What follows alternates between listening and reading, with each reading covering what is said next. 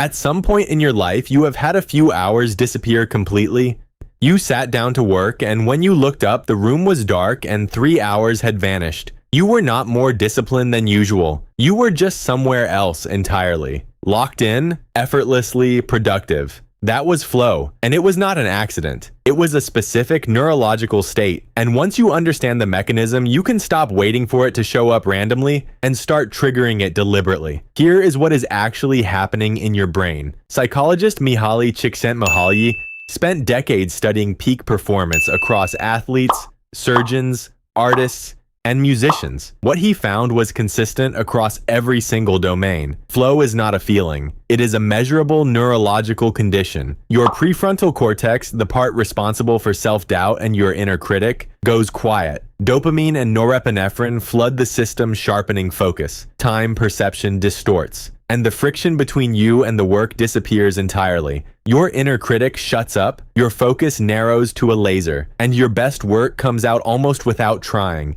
Now here is what most people get wrong. They treat flow like inspiration, something that either shows up or does not. That framing is expensive, because flow has specific entry conditions. Miss them and it will not come. Hit them and it almost cannot stay away. First, challenge to skill ratio. Flow only exists in a narrow band between boredom and anxiety. Too easy and your brain disengages. Too hard and it panics. Flow lives where the task is just above your current ability, difficult enough to demand full attention, manageable enough that panic never sets in. Second, clear, specific goals. Your brain cannot enter flow on a vague task. It needs to know what success looks like in the next 20 minutes, the next 6 months, right now. Vague work produces vague engagement. Third, no interruptions. Research shows it takes 23 minutes to return to full focus after a single interruption. Flow does not get paused by a notification. It gets completely destroyed and rebuilt from scratch every single time.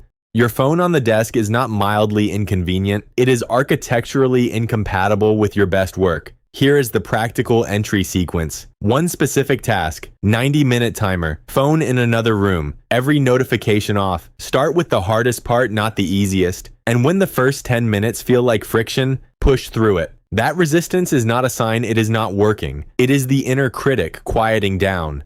Flow opens on the other side of it. Here is the number that should change how you work. The average knowledge worker hits flow for approximately 45 minutes per 8-hour day, and workers in flow are 5 times more productive than their baseline. 5 times. The difference between a good day and a great day is not effort or talent. It is whether you hit the conditions that let your brain do what it is actually capable of. Most modern work environments are almost perfectly engineered to prevent that from ever happening. Do you think flow is A, something you can genuinely engineer with the right setup, B, something that happens randomly no matter what you do, or C, something that only works for creative people and irrelevant to most jobs? Drop your answer in the comments.